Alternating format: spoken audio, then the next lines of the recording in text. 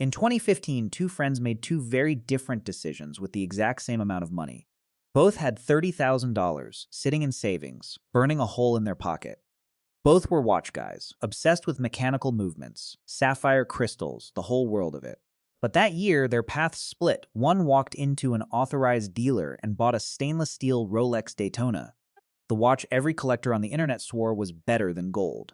The other shrugged, opened a brokerage account, and put the same $30,000 into a boring, unglamorous index fund. No flex, no Instagram post, just a ticker symbol and a login he barely checked. Fast forward to today.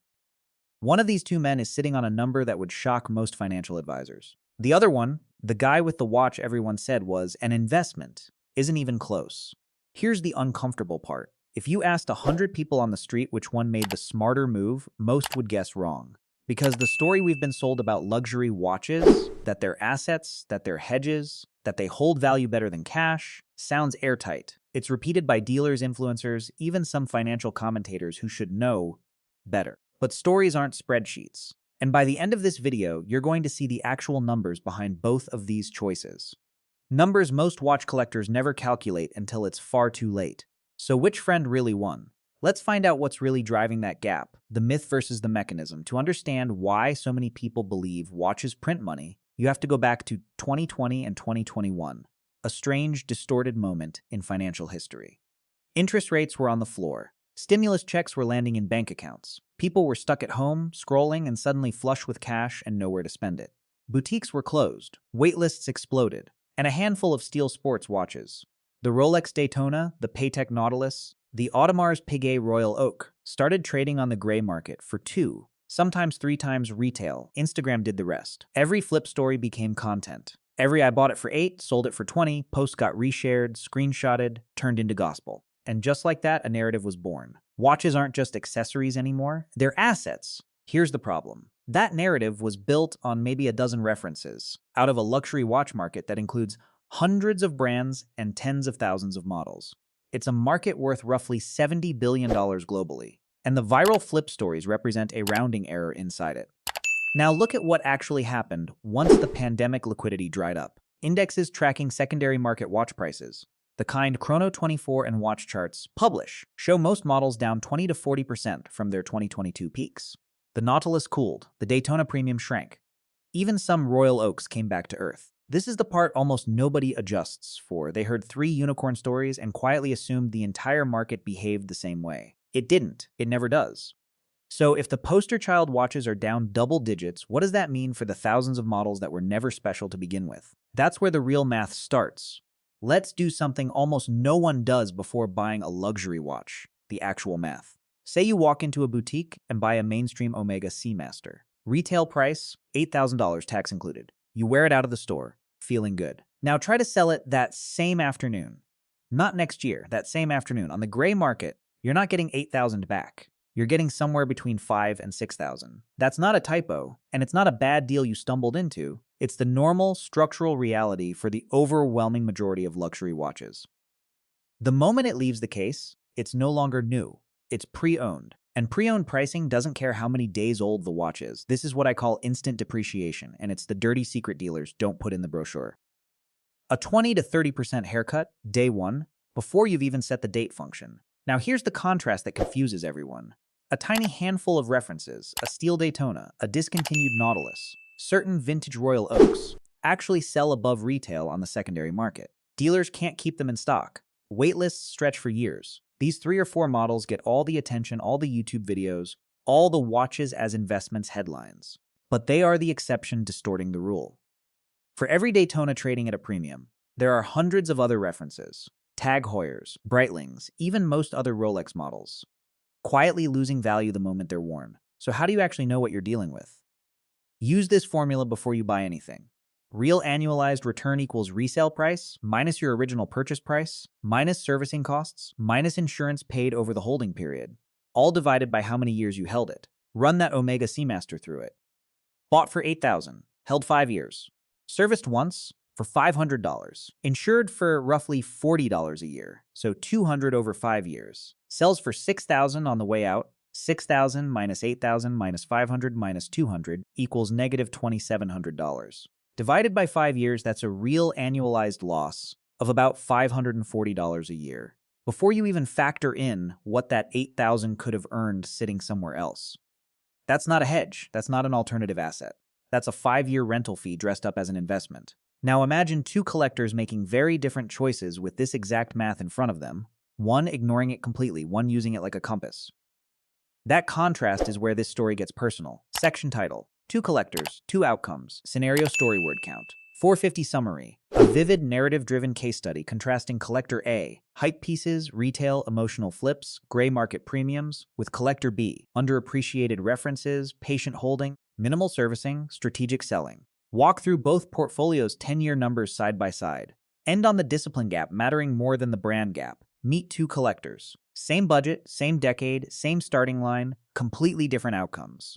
Collector A buys with his emotions. He chases hype. Every time a new Grail watch drops on his radar, he pays whatever it takes to get it. Sometimes retail, often a gray market premium when the waitlist feels too long to bear. Over 10 years, he buys 6 watches this way, spending roughly $90,000 total. He sells 3 of them along the way, but always reactively, when he needs cash, not when the market favors him. Panic selling during a downturn, chasing the next hype piece with the proceeds. By year 10, his remaining collection is worth about $68,000. He's down over 20% on invested capital, not counting servicing, insurance, or the psychological toll of watching sure things quietly deflate. Collector B does something almost boring by comparison. He researches before he buys. He looks for references that are underappreciated. Solid manufacturing, respected brand, but not currently riding a hype wave. He buys at or below retail, often from private sellers motivated to move quickly. He services only when necessary, never cosmetically. And critically, he holds. No panic selling, no chasing headlines. When he does sell, it's strategic. Time to demand, not desperation. Same $90,000 invested over the decade. His collection today is worth roughly $102,000. Not because he got lucky on a Daytona. Because he was disciplined. Look at that gap again. Same budget, same decade, same access to information. A $34,000 swing between two outcomes, and almost none of it comes down to which brands they chose. This is the part that surprises people most. Collector B didn't outguess the market with insider knowledge of which reference would moon next. He simply refused to buy on emotion and refused to sell on panic. That's it. That's the entire edge. We love to talk about watches in terms of brand prestige. Rolex versus Patek, steel versus gold, waitlist versus walk-in. But the data buried inside these two portfolios tells a different story. The real variable was never the logo on the dial. It was discipline versus impulse, patience versus urgency. And that raises an uncomfortable question for anyone eyeing their own collection right now. How much of what you own was bought like Collector A? And how much are you quietly paying for it in ways you haven't added up yet? Here's what never makes it into the flip story screenshot. The cost of just owning the thing. Start with insurance. Most homeowners or renters' policies cap jewelry coverage at a few $1,000s, nowhere near enough for a real collection. So collectors add a rider, typically running 0.5% to 1.5% of the watch's value every single year. On a $50,000 collection, that's $250 to $750 annually, forever, whether the watch appreciates or not. Then there's servicing. Mechanical movements aren't set it and forget it. Manufacturers recommend a full service every 5 to 10 years, $400 to $1,200 per watch, per service, depending on the brand. Skip it, and you risk mechanical failure that tanks resale value even further. Do it, and you've just added a guaranteed cost with zero guaranteed return. Now add authentication risk. The counterfeit market is enormous, sophisticated, and getting harder to spot with the naked eye. Buying secondary market without airtight provenance means paying for authentication services, or worse, discovering years later that what you thought was appreciating was never genuine to begin with. Stotts is next. A proper safe, sometimes a safety deposit box, sometimes a monitored home security upgrade. None of this is dramatic on its own, but stack it. Insurance, servicing, authentication, storage, year after year. And you've built a quiet, compounding drag that never shows up in the number a collector proudly posts online. And then there's the cost that doesn't have a dollar sign attached at all. Illiquidity. A stock trades in milliseconds. A watch takes listing photos, negotiation, buyer vetting, shipping insurance, and, if you're unlucky, weeks or months waiting for the right buyer at the right price. If you need cash fast, you're not selling at the top. You're selling at whatever someone will pay you today. This is the part almost no collector calculates until it's too late, not because the math is hard, but because nobody wants to run it while they're admiring a watch on their wrist. The bill doesn't arrive all at once. It arrives quietly, year after year, whether the watch is winning or losing, which raises the real question: compared to what? What happens if that same money had simply been left alone, growing, with none of this overhead at all? Section title: The Opportunity Cost Head-to-Head Word Count. Ford 50 Summary. Direct math comparison: $30,000 in a diversified index fund at historical 7-10% real return over 10 years versus $30,000 in a safe bet luxury watch collection at realistic appreciation, including spread, servicing, and insurance drag. Show the compounding gap in numbers. Emotional gut punch: the investment story doesn't hold up against boring liquid alternatives. Let's finally answer the question we opened with. Same $30,000. Two paths. 10 years. Path 1, the watch. Let's be generous, and assume this collector bought smart, avoided the worst instant depreciation traps, and ended up with a collection that appreciated modestly, at 2% a year in resale value. That alone would put $30,000 at roughly $36,500 after a decade. Sounds fine until you subtract the carrying costs we just walked through. Insurance riders averaging 1% a year. One servicing cycle across the collection at around $800. A realistic resale spread of 15% when it's finally time to sell, because even smart collections rarely escape the bid-ask gap entirely. Net it all out, and that $36,500 collapses to somewhere around $28,000.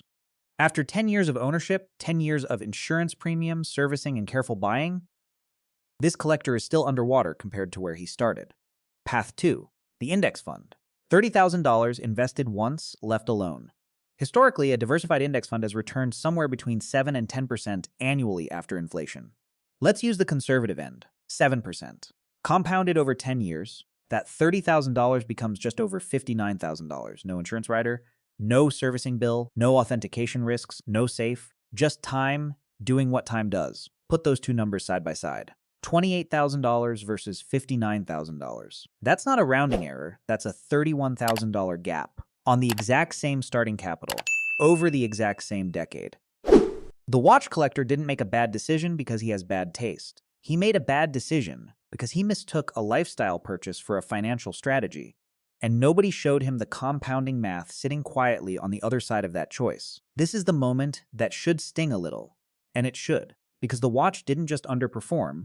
The index fund's growth accelerated every single year while the watch's costs accelerated right alongside it. One curve bent up, the other bent down. That gap doesn't stay flat over time. It widens. So does that mean watches are always a mistake? Full stop? Not quite. There's a narrower, more honest version of this hobby that can actually make sense. But you have to know exactly where that line is before you cross it. The section title: When watches actually do work as assets word count. 350 Summary. Balance the takedown with intellectual honesty. A short segment on the narrow cases where watch collecting is defensible. True passion-driven collecting, non-financial return, extremely limited to continued references with proven scarcity, and buying below market through relationships.allocation. Reframe the decision. Watches can be a smart luxury purchase, just rarely a smart investment. So is this whole hobby a trap? Not quite. There's an honest, narrower version of watch collecting that actually holds up. You just have to be precise about what you're buying and why. First, passion has real value, even if it doesn't show up on a spreadsheet. If a watch brings you genuine daily joy, if you'd be thrilled to own it even if it were worth $0 in 10 years, that's not a financial mistake. That's a lifestyle purchase, the same category as a nice dinner or a good vacation. The mistake isn't buying it. The mistake is calling it an investment to justify the price tag to yourself. Second, there's a real, if narrow, category of references with proven structural scarcity. Permanently discontinued models, extremely limited production runs, pieces tied to a specific cultural moment that can't be replicated. These aren't guesses. They're documented by years of secondary market data showing consistent demand outpacing a fixed, shrinking supply. This is a tiny slice of the market, and it requires real expertise to identify correctly, not a hunch based on an Instagram flex post. Third, allocation matters enormously. Collectors who buy through long-standing relationships with authorized dealers, getting access to sought-after pieces at or near retail, start from a completely different math position than someone paying a gray market premium on day one. The gap between those two buyers isn't luck. It's patience and relationship building, executed over years, not entered through a waitlist shortcut. Notice what none of these three paths involve: buying whatever's trending, paying a premium to skip the line, or telling yourself a watch will fund your retirement. The honest version of this hobby is smaller, slower, and far less exciting than the version sold online. But it's the version that doesn't quietly cost you money while you're not looking.